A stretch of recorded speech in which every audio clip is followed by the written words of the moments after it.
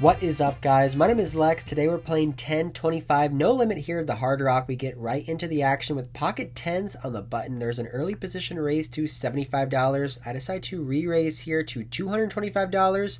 Folds back over to him, who puts in a fourth bet to $650. I started the hand with $5,000, which is 200 big blinds. A little bit of background on the villain is that he is a super fan of the vlog. He tells me every single time he sees me in the poker room that he can't wait for the next episode. He tells me he watches each vlog at least 2 or 3 times, so I got to give this guy some action. I think a fold would be too tight, and a 5-bet seems like an overplay with pocket 10s, so we make the call. We go heads up in position to a 4-bet pot, which comes out 996 rainbow. This is a good and bad flop for us. It's good because if he has ace queen or ace king, we're still ahead. If he does have aces, kings, queens, hands that we're losing to, we're going to have to call at least one bet, and he does decide to continue to put money in the pot, $450.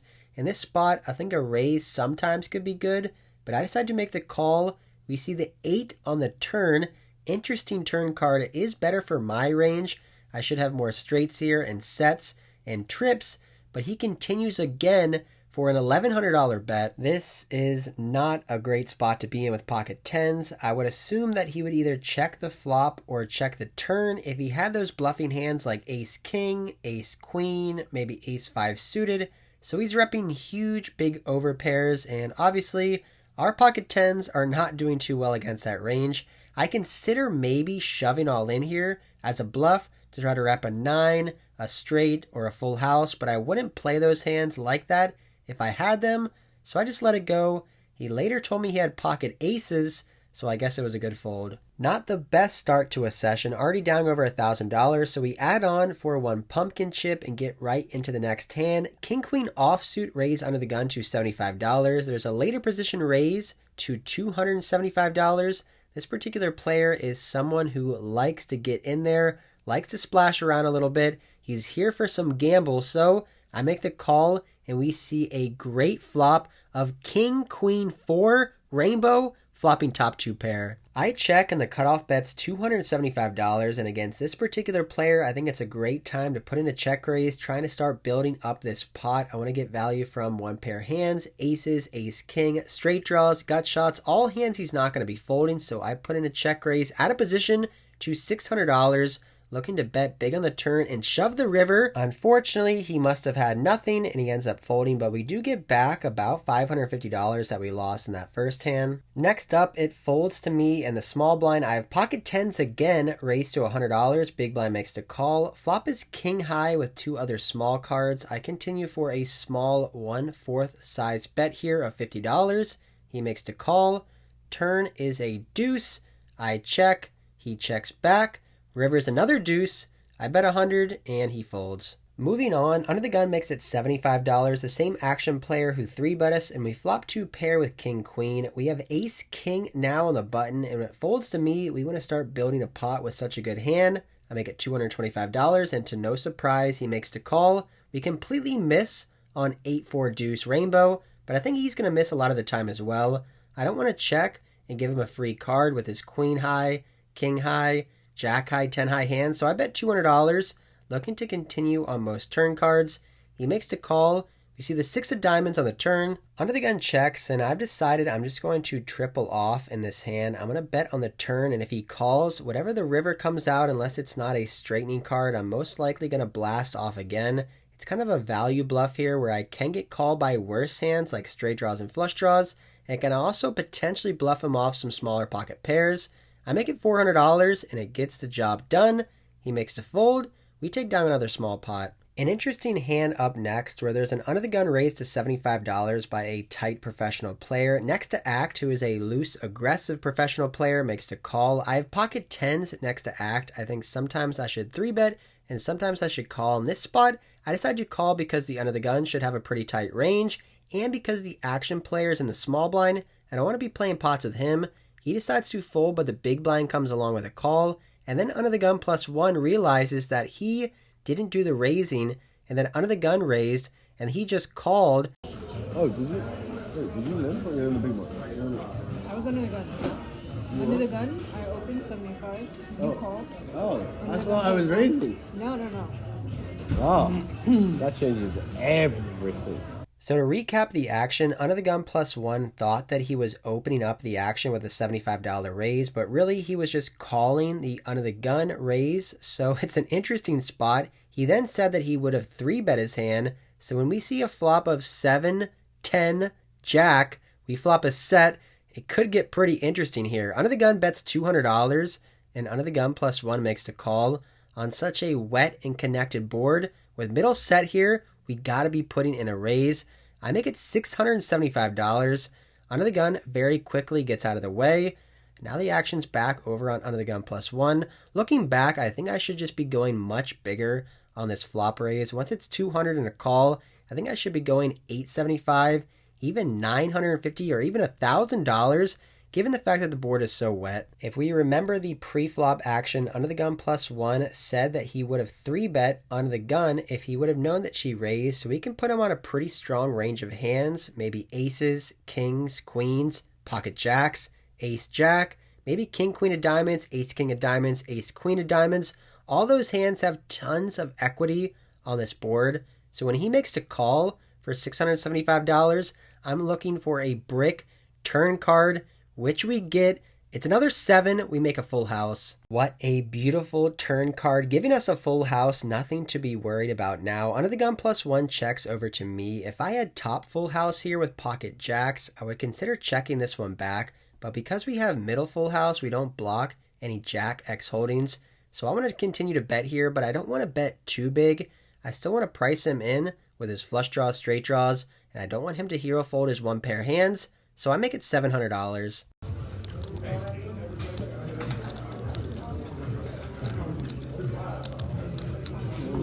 The hand's so fucked up. I didn't fucking remember. It's obvious what I have. Under the Gun +1 eventually makes the fold, showing the ace of diamonds, so I'm guessing he just had a combo straight and flush draw, and we end up taking down another pot. At one point we were stuck over $1,000, but now we have a 6.7k stack, up about $700. The player from the last hand who folded the ace high flush draw has lost some pots back to back, and he seems to be tilting just a little bit, playing a little bit more hands. So when I make it $75 Under the Gun, he makes the call on the big blind. We're going heads up in position to a 9-4 deuce board. We have 2 overcards, backdoor flush draw, backdoor straight draw, on a super unconnecting dry board. So I continue for $125. The big blind isn't convinced yet that I have the best hand and makes the call. We should be able to continue to barrel on almost half the cards that come out of the deck. Any diamond, 10 through ace we continue to bet on, but when the 5 of hearts comes, it's not a good card for me. When he checks, I decide to check this one back. The 5th card, though, is a good one for me. It's the Queen of Clubs, giving me top pair. Most likely the best hand, the way the hand's been played. Big blind checks over to me, and against this player type who seems to be slightly tilted, not in the folding mood, I think it's a great time to make a huge bet to try to get paid off. This 1025 game is the biggest no limit game going on in the room, which means that a lot of the best professional players in the room are going to gravitate towards the highest stakes, and this table is no exception. There's a ton of tough professional poker players at this table. If you're playing 1025 for a living regularly, you're going to have a very large bankroll to withstand the swings. If you're playing 1025 recreationally, you're probably doing pretty well in life. Even though this table has a ton of very good players, I do feel like it's actually easier to get paid off at these big limit games because people have so much money in their pockets and on the table. If I'm playing a 2-5 game and I bet $300 and someone's playing with $700, but that $700 means so much to them, they're less likely to call. But in this game, $400 is just so small to the amount of money that these people probably have that it's actually, honestly, easier to get paid off in a big 1025 game compared to a 2-5 game. The big blind eventually makes the call and our queen is good. The funny thing here is that the big blind player was telling me earlier that I should start including faces in my vlog so that you can see the pain of someone losing a hand. So I ironically acted like I was going to show his face, but of course I try to keep everyone's privacy in mind, but it was pretty funny after the fact.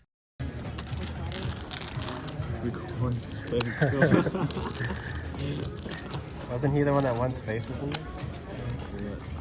Before the next hand, I want to preview my next vlog coming out, which is going to showcase a tournament I played last weekend at $3,500 World Poker Tour main event. It was a massive prize pool of over $6 million, $1 million for first. It was the biggest buy-in tournament I've ever played, and also the biggest cash I've ever made in a tournament. I outlasted hundreds and hundreds of people. It was an insane run. One of the most exciting poker vlogs I've ever made, and it all comes out on Friday. Back to the 10-25 action. Folds to me in the small blind with King Jack of Diamonds. A beautiful hand. I make it $100. I ended up switching seats to the other side of the table because this side just has much better lighting. The big blind decides he wants to play for more. Puts in a 3-bet to $350. He is about $5,000 behind, and we cover him with a great hand like King Jack of Diamonds. We make the call. The flop is not so great though. 9, deuce, deuce, 1 diamond. We completely miss. I check over to the big blind, who continues for $300. We could fold here, but I think I can float here out of position. We have a lot of good turn cards that maybe we could check raise bluff with, or we could still possibly have the best hand. Turn is a queen, now giving us a gut shot straight draw. I check over to the big blind, who thinks for a while and decides to check this one back. The river's another queen, double pairing the board. Not quite the run out we were looking to see. If I bet here, I feel like he's going to call me with all ace-high hands and pocket pairs. So I just give up and check, and he decides to check this one back. What you got? I have a king. Yeah, you're good. Surprisingly to me, king high is good in a 3-bet pot to take down over $1,200 in the middle. This next hand may be my most favorite hand I've played all year. It all starts out with pocket queens. I make it $75. The button calls. Same player who folded the ace-high flush draw to us, and the same player who called us when we hit king queen on the river. He has not been running good this session. He's in the game for over $15,000 and seems to be playing a little bit wild, trying to get his money back. The flop is king 7-9 2 spades. We're 3 ways here with an overcard to my pair, so I check and the button checks back. Turn is a 5 of spades, bringing in the flush. We do have the queen of spades and second pair. Small blind leads out for $100. Given our equity in this hand, I think we just have one choice, and that is to call. The button comes along with a call as well, so we're still 3 ways to the river, which is another king. It's honestly a pretty great card. If one of my opponents had 2 pair, they're now counterfeit, and it's less likely now that the small blind has a king. He decides to eventually check over to me. With the action on me, I'm not sure if I can get called by many worse hands, so I decide to check over to the button, and he does decide to bet. A small bet here of only $200. If the small blind makes the call for $200, I'm actually not sure what I'll do here with pocket queens, but luckily the small blind eventually makes the fold. The action's back over on me, and I'm about to call the $200 bet, but then I start thinking to myself, is there any way that I could put in a value raise here? And to be honest, the way the hand played out, I don't think I'm ever behind here with pocket queens. If we go back to the flop, I checked over to the button on a king-high board with 2 spades, and he checked back. So we can assume he doesn't have top pair, a set, or even a flush draw, because this aggressive player, who's down over $5,000, would most always likely bet top pair, flush draws, and sets on the flop. If he somehow did check back a flush draw on the flop and then hit it on the turn, I just think he's never just calling after a $100 bet and a call. I think he would always raise a flush on the turn. So if we break this down, he can't really have a king because he would bet that on the flop. He can't have a full house because he would bet a set on the flop. And he would most likely raise a flush on the turn.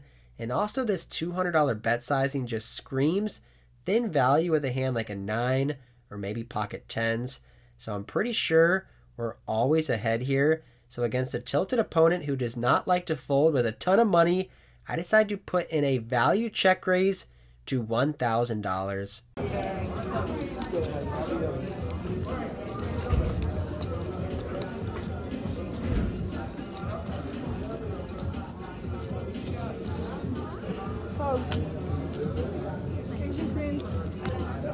The button pretty quickly puts in the call for $1,000, and to be honest, when he called this quickly, I thought I punted off here with pocket queens and he had me beat, but after showing the hand, we are good.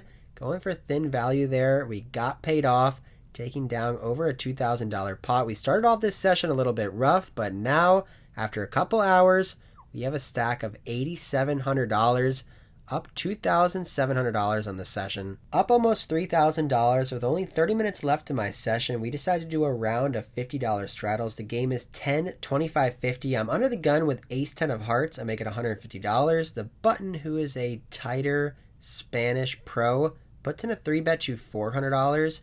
I asked to see his stack. He has around $11,000 in there.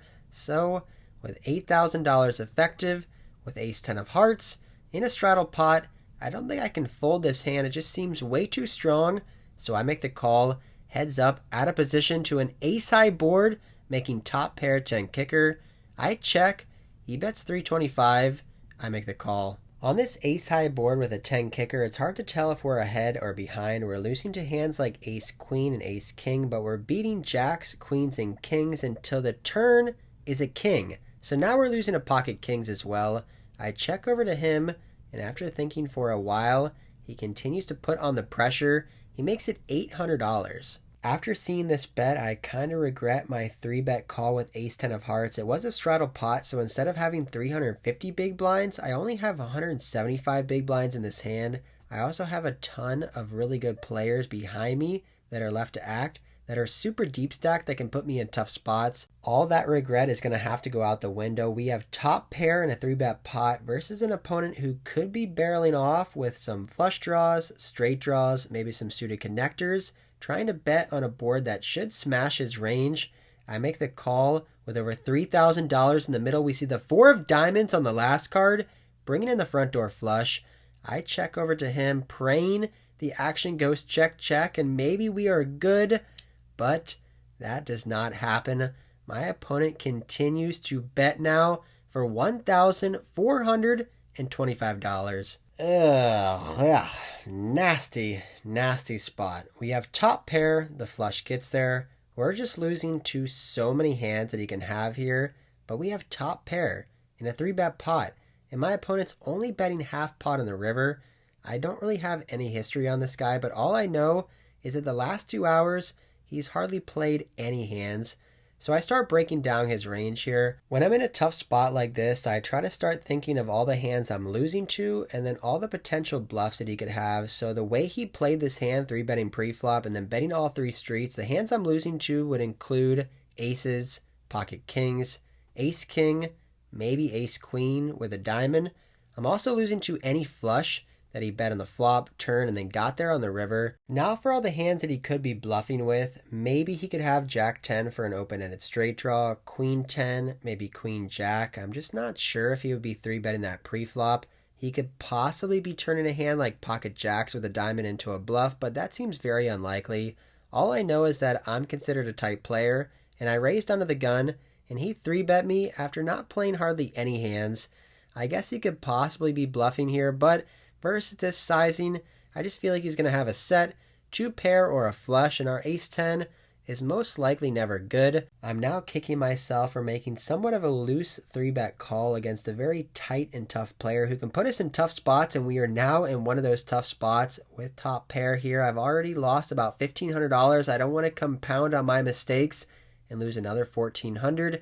After thinking for over 2 minutes, I decided to let this one go, and unfortunately, we will never know if we got bluffed or not, but I want to hear you guys down in the comments what you guys think. Should we have called here with ace 10, or should we have let it go? After 6 hours of play in a pretty tough 10-25 game, we end up racking up our chips, heading to the cage, and cashing out for the night. Come on. Come here. Come. There he is. All right, come on. Let's go. Come on, let's go. Come on.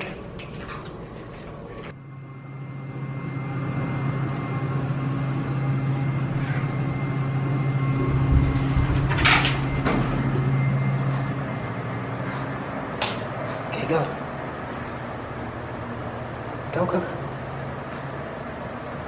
go.